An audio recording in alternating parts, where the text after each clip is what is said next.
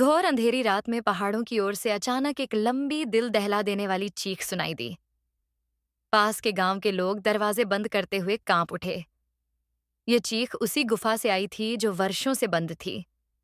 उस गुफा का नाम था काला पेट। गांव वाले कहते थे कि उस गुफा में एक पुरानी आत्मा कैद है। दिन में वहां सन्नाटा रहता, लेकिन रात को अजीब फुसफुसाहटें सुनाई देती थीं। कोई भी उस ओर नहीं जाता था। लेकिन शहर से आया युवक झारून इन बातों पर विश्वास नहीं करता था। झारून एक यूट्यूबर था। डरावनी और रहस्यमयी जगहों पर वीडियो बनाना उसका शौक था। गांव वालों ने बहुत समझाया, लेकिन उसने सब टाल दिया। वह कहता था कि यह सब अंधविश्वास है। उसे नहीं पता था कि वह किस खतरे में कदम रख रहा है। सुबह होते ही झारून कैमरा, टॉर्च और बैग लेकर गुफा की ओर निकल पड़ा। रास्ता तंग और कांटों से भरा था। हर कदम पर सन्नाटा और भारी होता जा रहा था। दूर कहीं बादल गरज रहे थे, जैसे आसमान भी उसे वापस लौटने के लिए चेतावनी दे रहा हो। गुफा के पास पहुंचते ही हवा अचानक बर्फ जैसी ठंडी हो गई। पेड़ों की पत्तियां उसके कदमों की आवाज पर कांप रही थीं। उसने कैमरा ऑन किया और कहा, अगर इस गुफा में कोई साया है तो आज मुझे जरूर मिलेगा। उसकी आवाज में आत्मविश्वास था, डर नहीं। गुफा का मुंह एक काले धुएं की तरह दिखाई दे रहा था, जैसे रोशनी अंदर जाते ही मर जाती हो। दीवारों पर पुराने नाखूनों के निशान थे। झारून ने हाथ लगाया तो पत्थर बर्फ जैसा ठंडा था।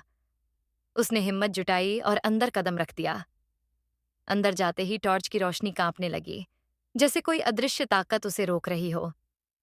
गुफा में सीलन और मिट्टी की सड़ी महक फैली थी, लेकिन इस गंध में किसी जली हुई चीज की खुशबू भी थी। झारून ने धीरे धीरे आगे बढ़ना शुरू किया। अंदर पानी टपकने की आवाज आ रही थी, लेकिन कुछ देर बाद उसे लगा कि यह पानी नहीं, किसी के पैरों की आहट है। वह मुड़ा, मगर पीछे सिर्फ अंधेरा था। फिर भी उसे किसी के तेज सांस लेने की आवाज सुनाई दे रही थी। उसका दिल जोर से धड़कने लगा। उसने खुद को संभाला और आगे बढ़ा। दीवारों पर अजीब तरह की लाल निशानियां बनी थीं, जैसे किसी ने खून से बनाए हों।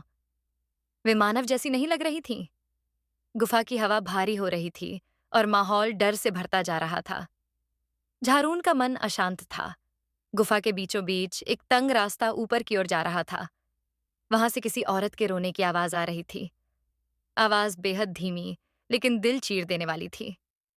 झारून ने गहरी सांस ली और सोचा, आज इस गुफा का सच जरूर पता करके रहूंगा। वह आगे बढ़ गया। जैसे जैसे झारून ऊपर की ओर बढ़ता गया, गुफा की दीवारें और संकरी होती गईं। अंधेरा गाढ़ा हो रहा था। बीच बीच में किसी के रोने की आवाज और भी साफ सुनाई देती। ऐसा लगता था कि कोई बहुत पास खड़ा है। झारून बार बार पलटकर देखने लगा। रास्ते में उसे जमीन पर इंसानी हड्डियां दिखीं। कुछ पर अब भी मांस के छोटे टुकड़े चिपके थे, जैसे मौत बहुत पुरानी न हो। झारून ने टॉर्च हटाई तो दीवार पर खून के धब्बे फैले दिखे। उसकी सांस रुक गई। डर धीरे धीरे शरीर में घुसने लगा। अचानक अंदर हवा घूमने लगी। तेज ठंडी हवा उसके शरीर को चीरती हुई निकली। उसने कैमरा उठाया तो लेंस के सामने धुंध छा गई। धुंध में एक औरत का चेहरा दिखाई दिया, सफेद, सूना और आंखें पूरी तरह काली। झारून का दिल जोर से धड़का। वह मुड़ा, लेकिन पीछे कोई नहीं था। कैमरे की स्क्रीन पर वही औरत फिर दिखाई दी। इस बार उसके होंठों पर खून लगा था। कैमरा अपने आप बंद हो गया। जब उसने फिर चालू किया तो रिकॉर्डिंग फटने लगी, जैसे कोई काली शक्ति उसमें घुस गई हो। अचानक गुफा में जंजीर गिरने की तेज आवाज गूंजी। झारून डरकर उछल गया। उसे एक टूटा हुआ लकड़ी का दरवाजा मिला। दरवाजे के पीछे से किसी की ठंडी, भारी सांसें आ रही थीं। झारून ने हिम्मत करके दरवाजा धक्का दिया। अंदर एक बड़ा कमरा था। दीवारों पर बड़े बड़े नाखूनों के निशान थे, जैसे किसी ने बाहर निकलने की कोशिश की हो। जमीन पर राख फैली थी और उसमें इंसानी दांत चमक रहे थे। यह दृश्य इतना भयानक था कि झारून का सीना जकड़ गया। वह बाहर निकलने को मुड़ा, लेकिन दरवाजा अपने आप बंद हो गया। पीछे से किसी ने उसके कंधे पर ठंडा हाथ रखा। एक भयावह आवाज गूंजी, यह जगह जीवितों के लिए नहीं, यहां सिर्फ अंधेरा रहता है। झारून ने मुड़कर देखा तो वही लंबा काला साया खड़ा था। उसकी आंखें लाल आग जैसी थीं, चेहरा टेढ़ा मेढ़ा और शरीर टूटी हड्डियों जैसा। झारून दीवार से जा टकराया। साया धीरे धीरे उसकी ओर बढ़ रहा था। डर ने उसे जकड़ लिया। साया बोला, यह गुफा उन सब की कब्र है जिन्हें दुनिया ने भुला दिया। यहाँ आने वाला कभी वापस नहीं जाता। झारून ने दरवाजा खींचने की कोशिश की, लेकिन वह अब पत्थर की तरह बंद हो चुका था। उसका दिल तेजी से धड़क रहा था। अचानक गुफा कांपने लगी, धूल नीचे गिरने लगी, साये दीवारों से उतरकर उसकी ओर बढ़ने लगे। झारून ने एक आखिरी चीख मारी और फिर सन्नाटा छा गया। सिर्फ कैमरा जमीन पर गिरा रह गया। गुफा ने एक और जिंदा आत्मा निगल ली थी। साया झारून के सामने रुककर उसे टटोलता हुआ लगा। जमीन ऐसे कांप रही थी जैसे गुफा खुद सांस ले रही हो। झारून ने डरते हुए पूछा, तुम कौन हो? लेकिन जवाब में सिर्फ गहरी भयानक घर्राहट सुनाई दी, जो उसकी हड्डियों तक कंपा गई। साया अचानक दीवारों में बिखर गया। टॉर्च की रोशनी तेजी से कांपने लगी। झारून को ऐसा लग रहा था कि कोई उसके चारों ओर घूम रहा है, कभी दाएं, कभी बाएं।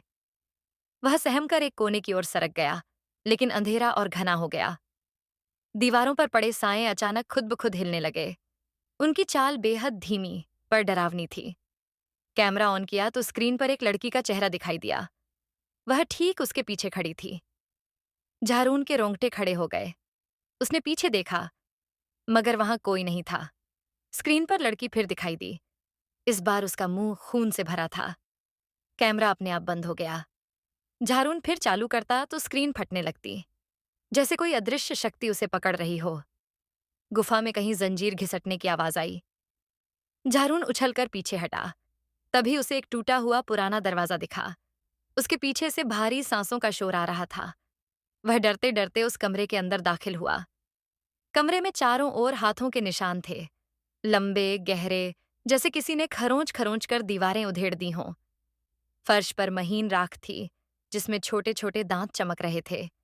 ये देख झारून की टांगें कांप गईं। झारून मुड़कर भागने लगा, लेकिन दरवाजा अपने आप बंद हो गया। पीछे किसी ने उसका कंधा पकड़ा। आवाज आई, अब तुम हमारे हो। यहां से जाने की इजाजत किसी को नहीं मिलती। उसका शरीर पसीने से भीग गया। उसने पीछे देखा तो वहीं साया इंसानी रूप में खड़ा था। उसका चेहरा फटा हुआ, आंखें लाल और उसकी लंबी विभत्स जुबान दो हिस्सों में बंटी थी। झारून दीवार से जा टकराया। साया धीरे धीरे झुककर उसके करीब आ गया। साया बोला, यह गुफा उन सबको अपने पास रखती है जो उजाले में नहीं जी पाए। अब तुम भी उनमें शामिल हो जाओगे। झारून ने पूरी ताकत से दरवाजा खींचा, पर वह पत्थर जैसा भारी हो चुका था। गुफा की छत जोर से हिलने लगी। धूल बरसने लगी। साए दीवारों से निकलकर उसकी ओर झपटे। झारून की आखिरी चीख गुफा में गूंजी और फिर सन्नाटा। केवल कैमरा जमीन पर पड़ा चमक रहा था। गुफा ने उसे पूरा निगल लिया था। झारून की चीखें थम चुकी थीं, लेकिन गुफा के अंदर हलचल शुरू हो गई। दीवारों पर पड़े साए घूमने लगे, जैसे कोई अनुष्ठान हो रहा हो। कैमरा अब भी चालू था। उसमें बस झारून के खाली पड़े जूते दिखाई दे रहे थे। गुफा में अजीब सन्नाटा था। फिर गुफा में घनी चुप्पी फैल गई, जैसे सब कुछ थम गया हो। अचानक जमीन में एक दरार पड़ी और उससे लाल धुंध निकलने लगी। धुंध की गंध किसी जले हुए खून जैसी थी। वह धीरे धीरे गुफा के हर कोने में फैल गई। इतने में दीवारों पर बनी विचित्र निशानियां खुद उमजिगने लगीं। उनमें हल्की रोशनी चमकने लगी। वह रोशनी झारून के गायब हुए शरीर के आसपास घूमने लगी। ऐसा लग रहा था जैसे गुफा उसकी आत्मा को किसी अनोखी शक्ति में बदल रही हो। फिर गुफा में भारी आवाज गूंजी। एक और आ गया। एक और रोशनी बुझ गई। छत हिलने लगी। कैमरा हवा में उठा और फिर जमीन पर गिरा। पर अजीब बात यह थी कि वह अब भी रिकॉर्ड कर रहा था। कैमरे के सामने धीरे धीरे एक औरत की परछाई बनी। वही चेहरा, लंबे बाल जमीन पर घिसटते हुए, आंखें लाल अंगारों जैसी। वह कैमरे के बिल्कुल पास आ गई, जैसे कैमरे को निगल लेना चाहती हो। उसकी सांसें स्क्रीन पर जम सी गईं। वह बोली, यह गुफा कभी भूख से नहीं भरती। हर आत्मा जो यहाँ आती है, हमारे परिवार का हिस्सा बन जाती है। और आज एक नई आत्मा आई है। उसके शब्दों पर सारे साए खुशी से कांपने लगे। गुफा जिंदा लगने लगी। अचानक औरत का शरीर धुंध में बदल गया। वह धुंध झारून की गायब देह के ऊपर घूमने लगी। उसी धुंध में से झारून की टूटी हुई आवाज निकली, मुझे बचाओ, मैं अभी जिंदा हूं। लेकिन यह आवाज इंसानी नहीं, किसी घायल आत्मा की थी। गुफा में एक जोरदार धमाका हुआ। धुंध, चीखें और साया सब एक साथ हिलने लगे। कुछ पल बाद अचानक पूरा माहौल शांत हो गया। सिर्फ कैमरा एक कोने में पड़ा हल्की रोशनी दे रहा था, जैसे वह आखिरी गवाह हो। 2 दिन बाद गांव वालों ने हिम्मत से गुफा के पास जाकर देखा। वहां सिर्फ झारून का टूटा बैग और कैमरा पड़ा था। एक आदमी ने कैमरा उठाया, लेकिन उसे खोलते ही उसमें से इतनी भयानक चीख निकली कि सब लोग डरकर पीछे हट गए। कैमरे की आखिरी रिकॉर्डिंग में झारून का चेहरा नहीं था, बल्कि एक नई परछाई थी। उसकी आंखें काली, चेहरा टेढ़ा, और वह गुफा के अंदर खड़ा मुस्कुरा रहा था। अंत में उसकी आवाज आई, अब मैं भी इस गुफा का हिस्सा हूं।